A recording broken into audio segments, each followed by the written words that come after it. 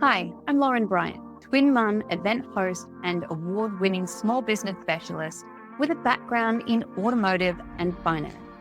I'm coming up to 10 years of Empower House, where I've helped hundreds of women streamline and scale their business. The greatest thing I've built, though, is an incredible community through my events, the Brunch Club.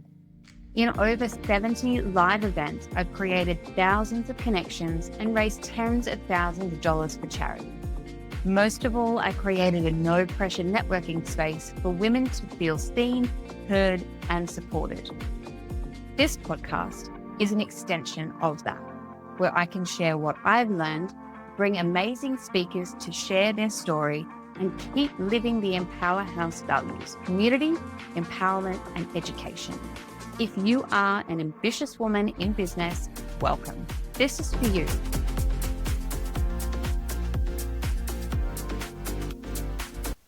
Today's guest is here to help you step into your rich girl era. Erin Davis is a qualified accountant with over 30 years of practical experience. She is a speaker, a podcaster, and a money coach, helping women in business get calm, clear, and confident with their money. Erin, thank you so much for joining me today. You're welcome. Thank you for having me. It's my pleasure. For those who don't know you already, would you like to spend a little time and introduce yourself? Yeah, sure. So, as you said, I'm an accountant. I have been for about 30 years. I'm a mum of three teenager, early 20 type of ages. So, a whole new level of, oh my gosh. Yeah, so I have been accounting for so long, and I moved into coaching probably about maybe 6 or 7 years ago. And I've been doing the two alongside each other. And it wasn't until maybe last year, early last year, where I stepped into coaching full time. I have a real passion for helping women to be able to understand what it is that they're looking at, understand their numbers, deal with that money stress.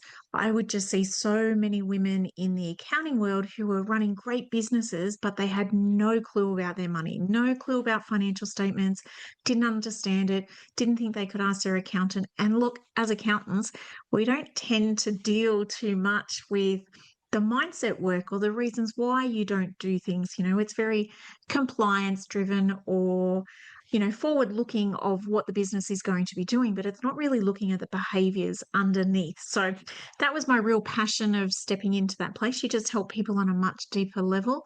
I'm also a trail runner, so I absolutely love trail running, and I have been doing some crazy big races over the last few years, which I talk a lot about trail running and money. It's like there's a lot of similarities between it, which is very weird, but yeah, trail running is my happy place. That's where I love to be. Beautiful. That sounds amazing. And when you were just an accountant, but all those years ago when you were just doing the accountant, not the coaching, was there something that you kept seeing that inspired that expansion into the money coaching world? Not really. For me, it was more about the personal space of where I was and what I wanted to do. And so I was struggling with early teenage kids, really struggling with the pressure of having to do everything, be everything to everybody.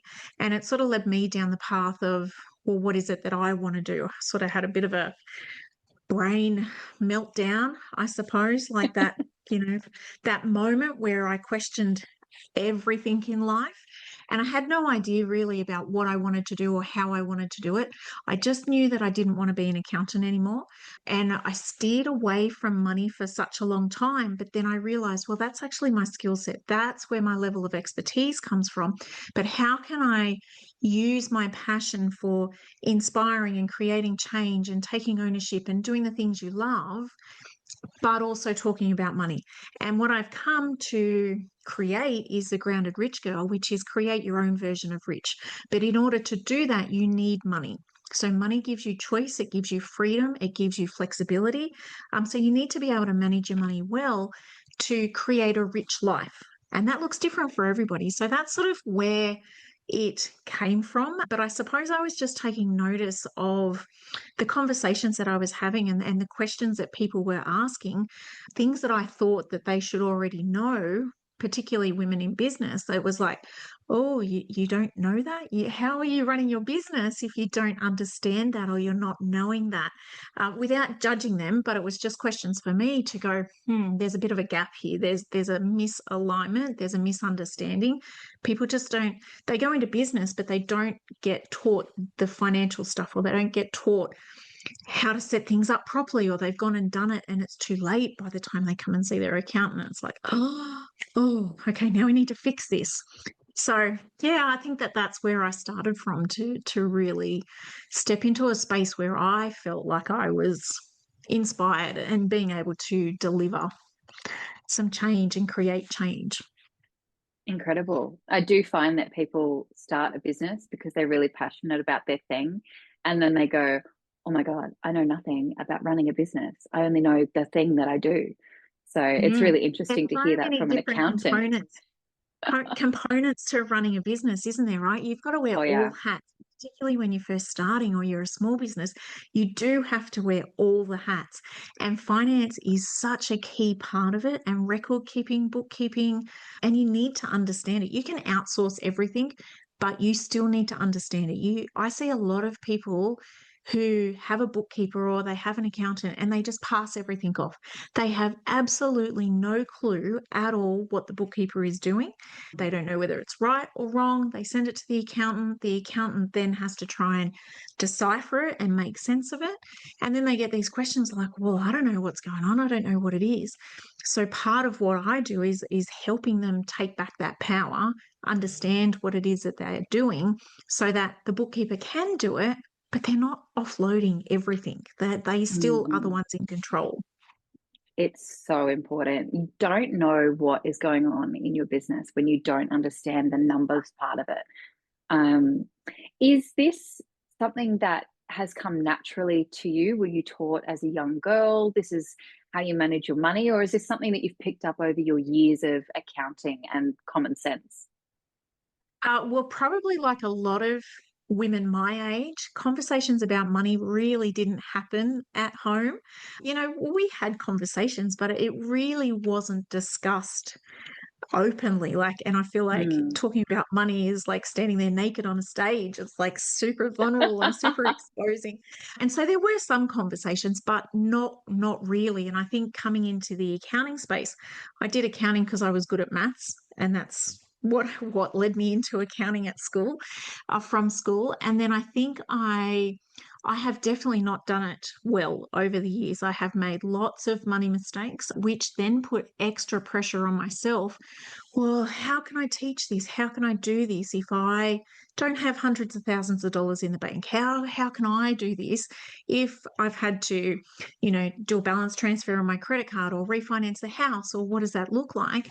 So I've learned along the way. I've made the mistakes. I am still making the mistakes. I'm still growing and still doing it like everybody is. So it's definitely something that I've learned, but creating your own version of rich takes the pressure off to have it all together and to have everything, all your ducks in a row, to have, the whole money system perfect. It's like start from where you're at and create what you want. So it really works so smoothly and beautifully, and you just learn as you go.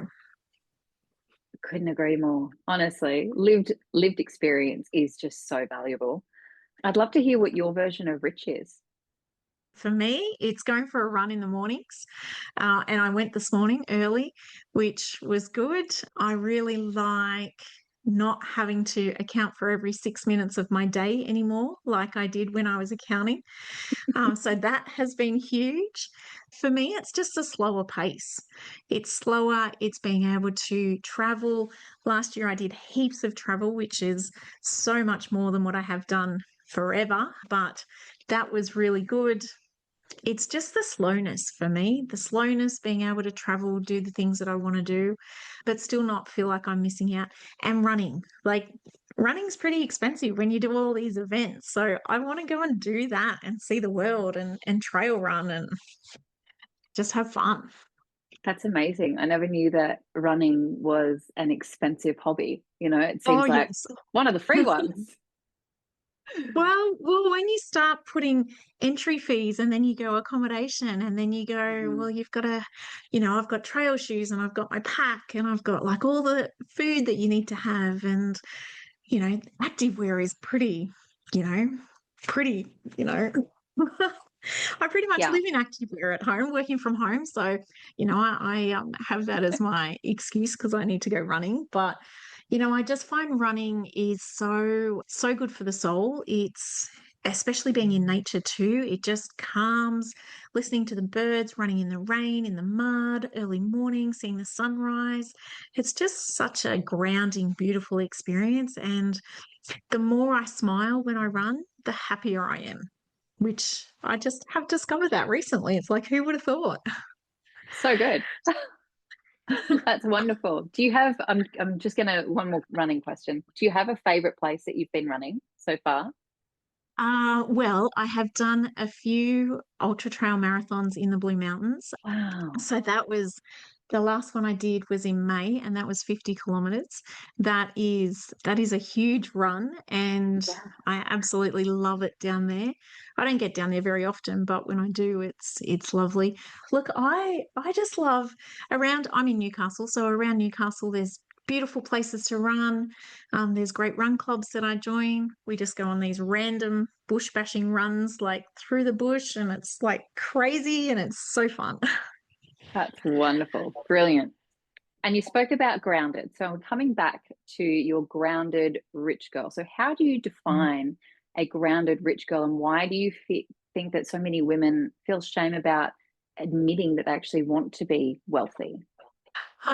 Well, I think grounded rich girl is create your own version of rich. So it is about what feels good for you, not saying yes to the things that you think you should have or you think you should be doing. For a very long time, I thought this is how I needed to do life. I went to uni, had a boyfriend in high school, we got married, we bought a house, we had kids, we did a little travel and then we had kids. I stayed in the same job for about 27 years. I just thought that that's how life had to go. And I think when you start to strip it back and start to think about, well, what is it that lights me up? What brings me joy? What do I want to do for me? That's when you can start to really lean into what does grounded look like for you? Because it's different for everybody. We've all got different experiences. We've got different perceptions and beliefs and things that we've encountered over the years that really shape what that looks like. But I know that money gives you that freedom and ability to choose. And I think that is such a crucial piece, because if we get stuck in doing these things that we've always done just because we've always done it, we're not really exposing ourselves to anything new and available, and the possibilities are endless. Like, who says that you actually have to work 9 to 5? When I went to school, that's what we did. We just went 9 to 5. That's what you do. You get a good job, you get a good house, you get this, and then life progresses that way. And I think the conversation is really changing, and it's definitely different for the conversation I have with my girls in particular. They're doing things very different to how I did them. But it's just that when you see what's possible, you can then start to open yourself up to, oh, well, maybe this is what I want. Maybe this is how I want to do it. And I think as women, we just give so much to everybody else that we forget what it is that we want or how we want to be. And I forget the second part of your question, but it's important that I think we just create our own, like really own what it is that we want to do. For sure. The second part of the question was just around the shame that women feel in admitting that they want to be wealthy. Yep, yep. And when women have money, we do so much good in the world. We think Mm. that money is bad, or people who have money are greedy, or they're horrible people. But if you look at women who, majority of women, not all women, but the majority of women who have money, they do good stuff in the world. It's okay to have money. It's okay to live the life that you want. And I think as long as you are feeling comfortable within yourself, you are finding the things that light you up, you find the joy in life and the happiness, and you're not driven solely by money and everything's related to money. I think that creates a lot of money stress and a lot of money issues. I see very wealthy women who still feel absolutely broke, who feel like they can't manage their money, who don't feel comfortable holding their money. So they spend recklessly, or they don't charge enough, or they just give it away. They don't look after it. So, you can have lots of money or not enough money and still feel like you're not good with money or you're not comfortable with money. But I think if we embrace the fact that wealth creates so much beautiful change and impact in the world, and we come from that perspective, I think that just gives it a whole different feel and a whole different energy. Do you think that feeling of, I don't know how to hold this money, and earning such an amazing, having a great job and having all of the, different levers pulling for you, real estate, stocks, whatever that might look like, and having all of this wealth beneath you, but still feeling unworthy or like it's wrong? Do you feel like that's something that we've been indoctrinated into, or do you feel like maybe it's a bit deeper? It goes into self-confidence and that kind of thing as well. I think it's a combination of everything. I really feel like the way that we show up with money comes from our code. So that is the conditioning that we have had growing up, the stories that we heard, the way our parents behaved with money, our teachers, our friends, all of those people are really influencing the way we see money. We then have this lens which we see the world through. And if we've had experiences or we've seen things, that is going to shape the way that we behave with money. Then we are running these internal scripts. So those scripts are, I'm not good enough, I can't do it, I don't deserve this. And most of these things, they don't seem logical. They don't seem right. Like if you were talking on a logical level, you'd go, well, that's ridiculous. I am worthy. I am deserving. But that subconscious internal little dialogue that we've got going on, that's really strong. And so if we don't address that, then we're going to be driven by the emotions that dialogue produces.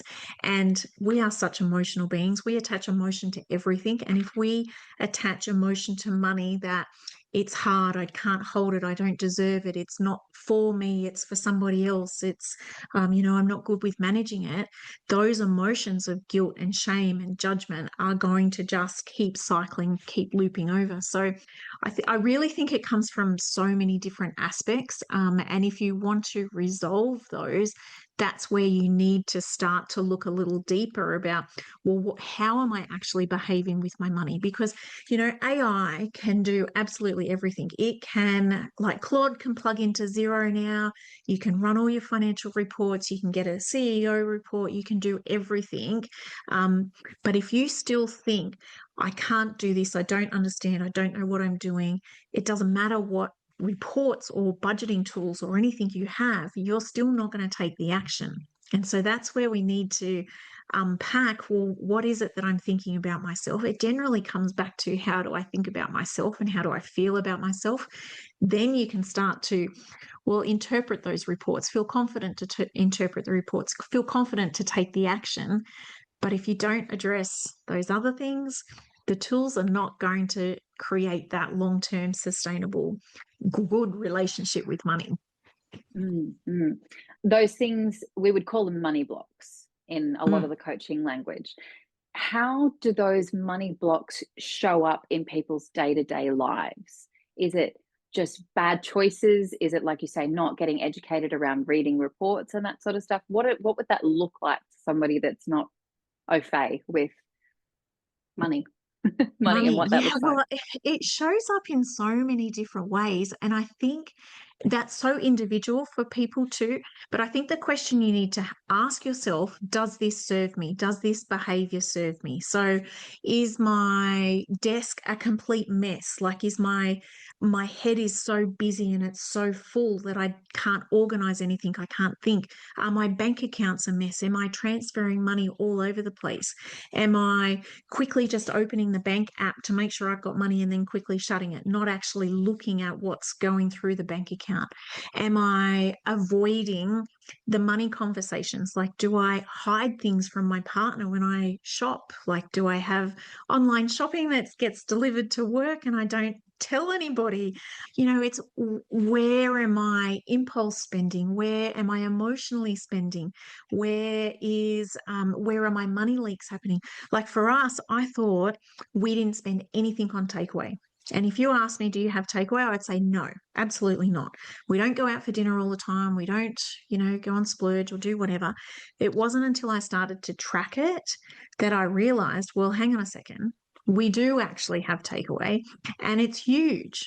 It's all the random things. It's the 7-Eleven slushies. It's the Krispy Kremes. It's the quick Macca's run. It's the coffee, and it's all of these tiny little things. And so if you are completely avoiding and sticking your head in the sand and telling yourself one thing and not actually looking and paying attention, well, there's something going on there. So I think money blocks show up in so many different ways. It's the first part to uncovering them is really just looking and seeing, is this serving me? Does this make sense? Is it something that I want to do? Is it something that I want to keep doing?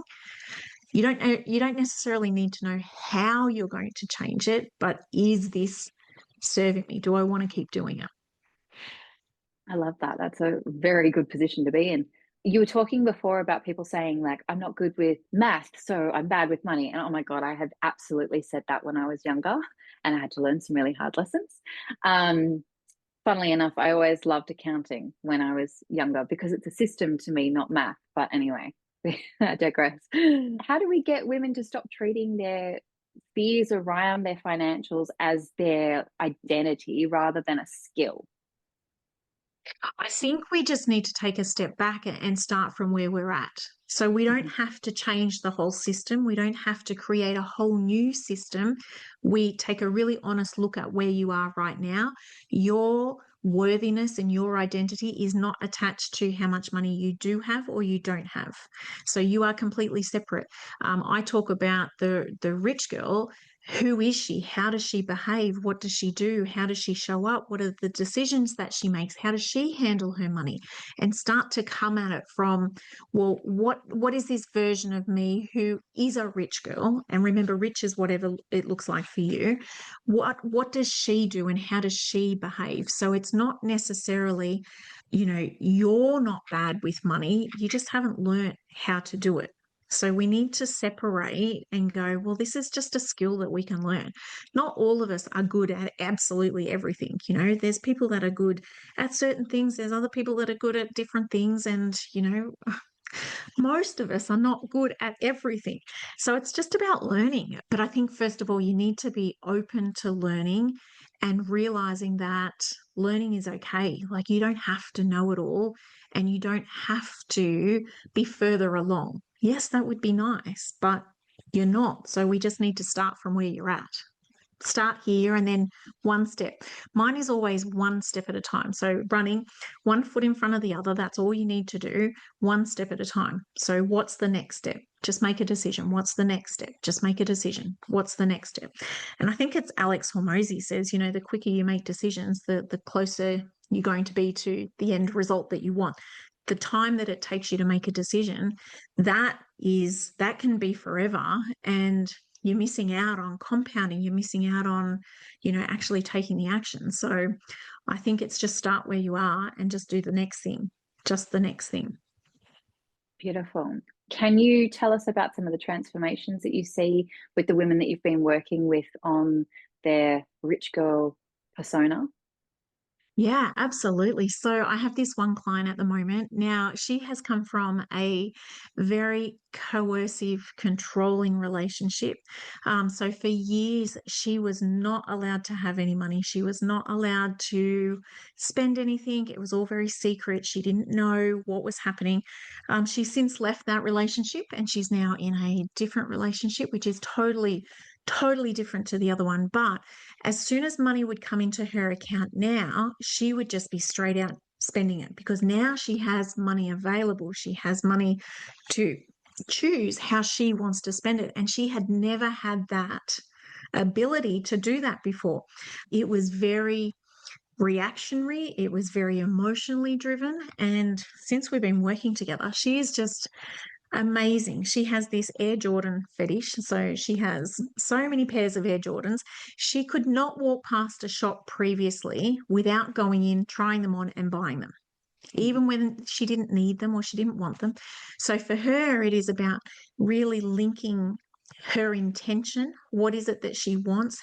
Getting that bigger picture, like that big, grounded, rich girl. What does she want? How does she want to be? What does it look like? And then anchoring that back into her decisions. So her spending decisions. Does this align with who I want to be or how I want to be? Now she just walks past the shop and she's like, I don't even want to, don't even want to go in. And mine is not about depriving. It's not about restricting. It's about being really intentional. And she just keeps saying that word all the time, intentional. Like, I am so intentional with my money now. She's just about to get married. They've paid for the wedding all by themselves. They're not putting anything on credit. They're like creating what they want. They've like this beautiful, small, intimate wedding, but they've planned their money. They've created it. They've got a big savings goal that they want. And I'm just so proud of the change that they've made, because when you speak to them, her and her partner on the calls together, they just they're smashing it. Like, they show up, they do the work, and it just feels so good to be able to know that you've helped somebody change their whole relationship with money in such a short period of time. It just makes my heart sing. I just love it. That's such a beautiful story. I love that. Well done. I hope that they have an incredible wedding too. They deserve it. That's such hard work. Amazing stuff. Um, Mm. I want to talk about what's actually happening in business when a founder is profitable on paper, but they're actually broke in real life. Mm, mm. What's happening in the mechanics and in the emotions in that business? Yeah, well, a lot of people talk about revenue. And so if you look on socials, everybody's talking about 10K months, 20K months, 50K Hmm. months, whatever that looks like. And you go, okay, so is that revenue or profit? First of Hmm. all, so revenue is sales coming in, profit is after all your expenses. They're very different figures. And then the next step is, well, what did I do with that profit? A lot of Hmm. business owners have no clue whatsoever what they actually did with the profit. And that's where you end up with rich on paper or profitable on paper, but no money in the bank. It comes back to, well, are you being intentional with your spending? Do you actually know where you're spending? Are you planning for your tax? A lot of sole traders don't understand that the profit on the P&L is what you actually pay tax on. It doesn't matter how much money you got in the bank, it's actually what the profit is. And so if you're not planning for tax, you then get a big tax bill because you've already spent the money along the way throughout the year. All of Hmm. a sudden you get a big tax bill and it's like, oh my God, how do I pay this? I've got no money, I've got no cash, I've got nothing to show for it, because you're not being intentional. You don't have the clear pathway, you don't have the clear strategy, and you don't have that clear idea of how do I want to live, what's important to me. And I think this was us for such a long time that we had an abundance of money. We didn't really need to be, I suppose, looking at it super seriously, because everything was always paid for. We always had what we needed. We never went without. We went and did whatever we wanted, but we never really got ahead, and we never Hmm. really created the wealth. And my sister, on the other hand, has always struggled with money. So she has like had to budget. She's had to know exactly what's coming, what's going. Very, very different relationship to money compared to what I have. Um, but we should have been so much further ahead because we had an abundance of money. We just weren't intentional with it. We weren't deciding. We weren't leading it. We weren't creating this forward plan. You know, lifestyle creep is huge. You get money in and then you go, oh, well, I'll just upgrade this and I'll just upgrade the car and the house, or we'll just go on this overseas holiday. Or, I remember getting a pay rise and I just went and bought like new suits for work. there just goes the whole pay rise. It's like, well, okay, well, that didn't really achieve anything. Like, I didn't get ahead at all. So, I think that if you have a profitable business on paper, you need to make sure that the cash follows. And we saw this actually in COVID when like the businesses shut down. Everything pretty much shut down overnight. The businesses that had cash in the bank, they were the ones that were okay. They were the ones that were able to pay their wages, pay their staff, pay their super, keep the business running even though the doors were closed.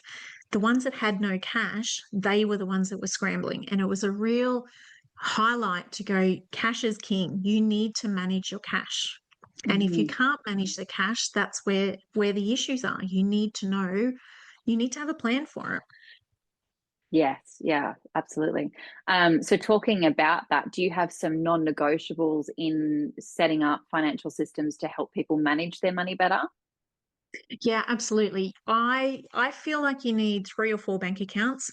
I know Profit First talks about like having lots of bank accounts. For me, as the accountant, unless you do that well, I find it creates a bigger mess and it creates more stress and overwhelm because you've got money going all over the place and you're not really sure where things are going or how it's working. So I like to have 3 or 4 bank accounts. We definitely need to be transferring tax. So tax, GST, super, we need to be paying now. Payday super is coming in, so you need to pay your super now when you pay your wages. So that's not going to be as big an issue. But you definitely need to put that aside, and then you need to create your buffer. So how much does it actually cost to run your business? So if you had no sales tomorrow, do you have 2 or 3 months of expenses that can be covered to keep your business ticking over while you figure out what's going on? And then pretty much in your personal life too, like it sort of mirrors what that is. Like, what are the savings goals? Where do you need to be? I like to have a freedom fund rather than an emergency fund because freedom feels better than emergency. Emergency is waiting for something disastrous to happen.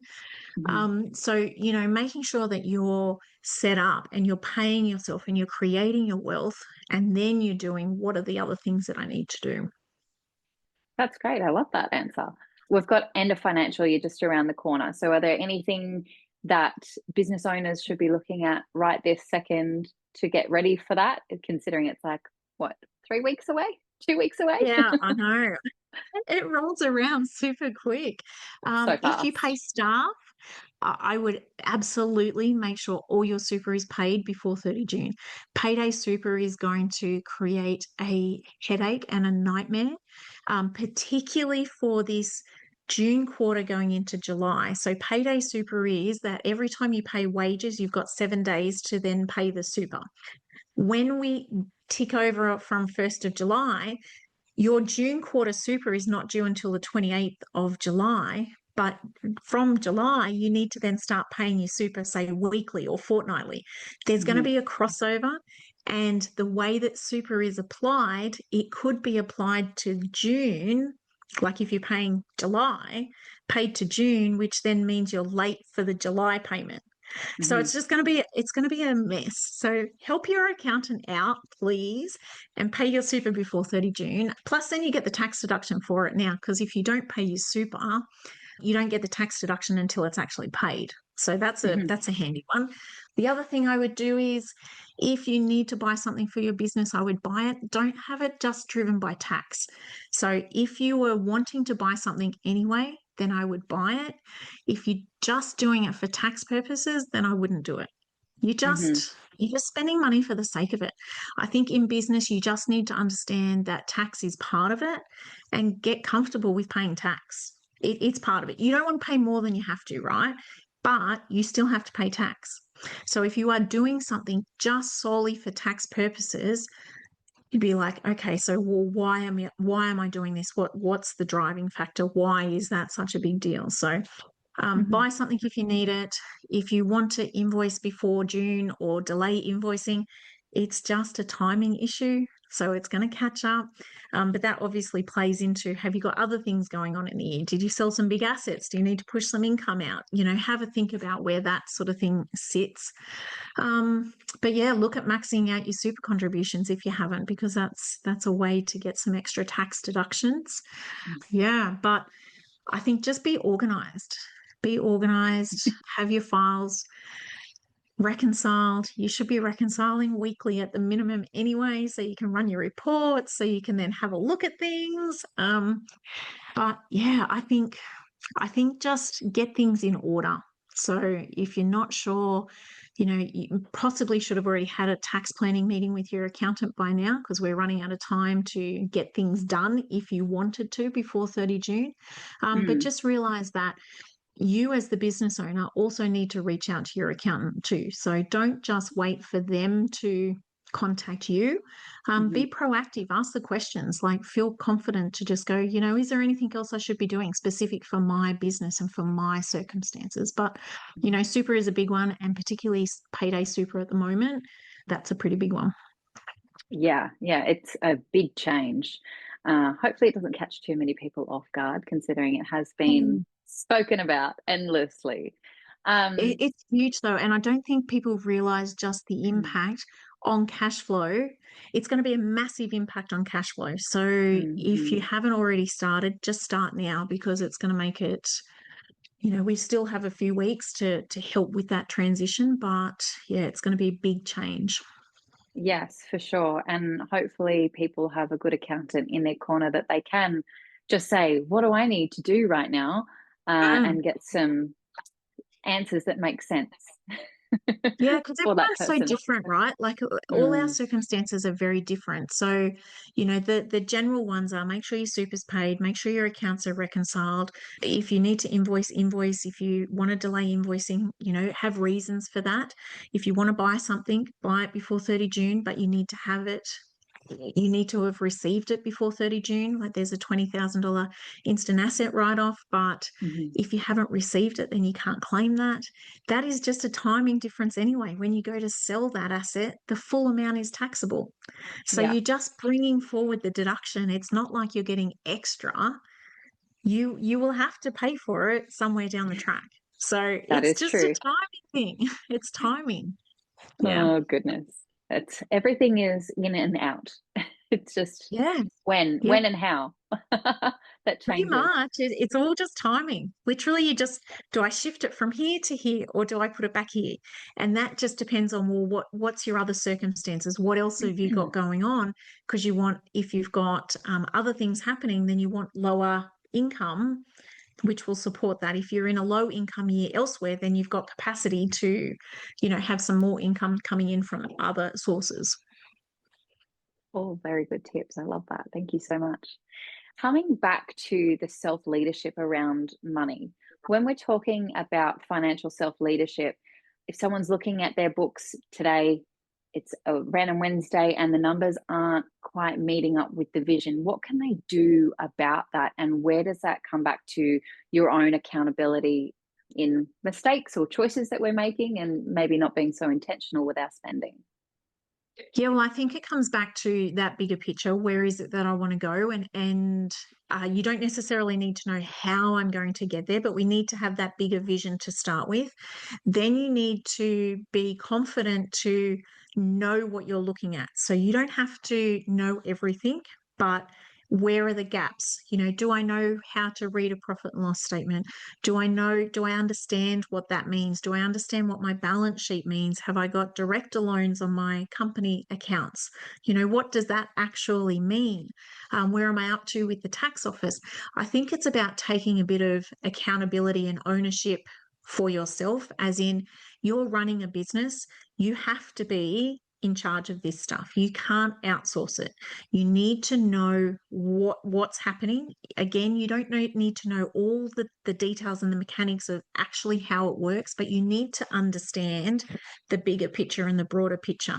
And so if you are seeing things that you don't understand, that's where you go, okay, well, hang on. I need to ask the question. Who do I need to ask the question to? That's having some really good support people in your group, like in your network. So is that the accountant? Is it other business owners? Just be mindful of who you're getting advice from. Don't go searching through Facebook into the tax help group chat because, oh my God, like some of the advice that comes through in those things, I'm like, oh, I have to shut it down. I just can't see it because it's wrong. It's totally wrong. So be careful about who you're having conversations with, but, create that network of those trusted advisors, your village. Jackie Clark really talks about that a lot. Who's your village of people that you trust, that you can ask these questions to? Find those people where you feel supported, that you can ask the silly questions or the questions that you think you should know, or that you're a bit embarrassed to know to ask, because a lot of women I see, they feel completely embarrassed about their situation. It's so much easier to stick their head in the sand, pretend to the world that everything's all good, it's all fine, I'm all okay. But underwater, like their feet are like ducks underwater. They're just like 100 miles an hour. They got no clue and they feel totally out of their depth. So, I think it's about finding those people where you can ask the questions. And then it's like taking that ownership of, well, what's the next step in my plan? Where do I need to do the next step? Okay, I've got that step right. So now what's the next step? So you have the big plan, and then it's just broken down into steps, and you find the gaps, and then you fill that gap, and then you do the next thing. So I think we overcomplicate things too much, and we think it's all too big and too hard. But I think if you just start from where you're at and do one thing at a time, it takes that stress and the overwhelm away so that you can see that clearly. You can feel comfortable with it. You feel calm in your body with it too, because you're like, okay, I understand this. I get it. It's all good. This becomes your new normal. So now we do the next thing. That freaks out for a little while. We're not quite sure what's going on. Settle, calm, understand it. Okay, now what's the next thing? I like that. Are there some specific steps you take when you're feeling financially stressed that you take yourself through? What's in your toolkit to like regulate and then figure out the steps? Go for a run, really. Go for a run. Yeah, well, I need to move my body because we get so stuck in our head and we get so stuck in the emotion. And what is the story that we're telling ourselves? Is that story actually true? Like, we can make up any story and we can make it to be the truth, however we want it to be. So we need to like take a moment to like, well, how do we interrupt that pattern? Is this story actually true? Or am I just making up BS in my head about, well, what's actually happening? We can say, oh, I've spent thousands and thousands of dollars doing this and this doesn't work and that doesn't work. And we're like, okay, well, did I actually spend that? Did I put in the time? Did I learn the system? Did I make it do the thing that it said it was going to do? Or did I just go, I half-assed it and, now I say it doesn't work. So, for me, it's about, I need to get out of my head because I'm so stuck in my head and thinking and ruminating on everything. So take a moment, take a breath. Is this actually true? If it's not true, then okay, well, what is the truth? Okay, so then what's the next step? I am very much about, well, just the next step. And I do that for myself too. So it's about one step at a time. I'm trying to not get too caught up in the big, overwhelming space that I'm in, but moving my body too, like that really helps to shake it all out, come back with a bit of a fresh head. Even just going for a walk, getting outside. I sit in my office all day and it's like, oh, I'd really like to go outside for a bit. Just go outside and have a moment, breathe, listen to a song if I need to, dance or shake or whatever that is, and then I can think clearer without all of the emotion attached to it. Yes, absolutely. Absolutely. I love that. I have some questions for you. Not that I haven't been asking you many questions already. These questions come from my networking events, the Brunch Club, and they are connection questions. So, my first one for you is, you have achieved and overcome so much in your lifetime. What are you most proud of and why? I had a hip replacement coming up to 11 years. It's almost 11 years. Completing my first 50K ultra trail marathon. It took me 11 hours and 7 minutes and 41 seconds. And that day in the Blue Mountains, and the Blue Mountains is not flat, right? So there Right. is a lot of elevation. There is 8,000 stairs that day. Completing that event was life changing. Like I feel all the feels just thinking about it, because I thought, oh yeah, I can do that. Yeah, 50Ks, that's fine. That was my very first my very first event too that I had done, like straight into it. But I was the slowest in my running group. So we've got a group of friends and I was the slowest. That day it was bitterly cold. It was sleeting. It was like I was frozen to my core. But crossing that finish line, I was like, I am so proud of myself. Just like so proud of myself that I actually did it. I was talking to myself going down these hills by myself, and it was like, oh my God, questioning every life choice that I'd ever made. And I was like, oh my God, why am I doing it? But completing that was the biggest thing I have ever done. I think it showed me the grit and the resilience, and when things are hard and cold and I don't want to, and it's like, well, how do you keep going? It is literally one foot in front of the other. I just couldn't stop, because if I stopped I wouldn't keep going. And so that is it just blows my mind that I actually did it, and now I've done it 4 times. It's like this year Wow. I loved it this year. Wow, that is incredible. Yeah, you would have every excuse not to do that. Holy. Yeah, yeah. That's amazing. We people that do these trail runs, they are all ages, they are all shapes and sizes. And some of these people, I look at them and think, how the bloody hell do you do 100Ks? Or there's 160Ks at this event. I'm like, that just blows my mind. And then I think, well, hang on, I'm doing 50Ks. That's pretty bloody special too. So, It feels pretty it's inhuman, really. Like that's a oh, long way. crazy, crazy. But, I think when you commit to something and you prove to yourself that you can do something is like that is Mhm. just ridiculous to the everyday person. It's like, oh yeah, that's pretty cool. I really love that. Wow, amazing. All right, question number 2 for you. You have a magic private jet that will give you a full day one-on-one with anyone you choose. Who is coming on your magic private jet and why? Well, that's a tough one. I don't know. I sort of would like to take my family and just go somewhere and do some amazingly cool stuff. I am going on a plane very soon to Arizona, and I'm going with my friend to a mastermind. So that's pretty cool. We're actually doing, Amazing. yeah, yeah. I don't know. I just really love hearing everyday stories, people doing amazing things. Yeah, I'd be happy to go with anybody. I think everybody's got a great story and a great thing to do and say. So yeah, I don't know. I really am stepping into I am a learner. So I want to learn from anybody. Everybody has got something to teach and to offer. And I think you can learn something from everyone. So yeah, I'd just be happy to go on a jet. Just magic private jet me anywhere. Yeah, Arizona, please. Oh yeah, I'm Sounds doing great. that. Ah, so cool. Answer. Okay, last question. To win $1 million, you must give up one food that you absolutely love for 1 year. What are you giving up and can you win? Chocolate bullets from Aldi, and oh, I don't know. I don't know.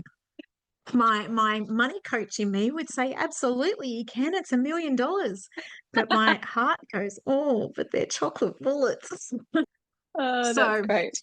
yeah, chocolate bullets from Aldi. Aldi chocolate bullets. They are the bomb. The best ones. I love that. Yep.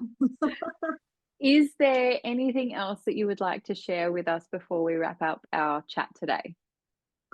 Uh, I just it took me so long to step into this space of saying what it is that I wanted and having the confidence to be able to go, that is what I want, and now I'm going to make it a reality. I got so caught up in having to do everything that I thought I needed to do in order to be successful, to be a good mum, to be good with money, to do all the things. And I know that that took me away from, or it really robbed me of the joy. I lost so many years in the pressure and the expectation and trying to do all the things that I think if we just take a moment to come back to ourselves about, well, what is it that I actually want? And then create the life around that, because life's too short, right, to be in a dead end or doing things that you don't want to do. It's like, why did I keep doing this for so long? Because I didn't have the confidence and the belief in myself that I could do something else. So I would say, do whatever you can to build that self-confidence, to then know that you have the ability to choose, and then create your money system so it allows you to be able to do that thing.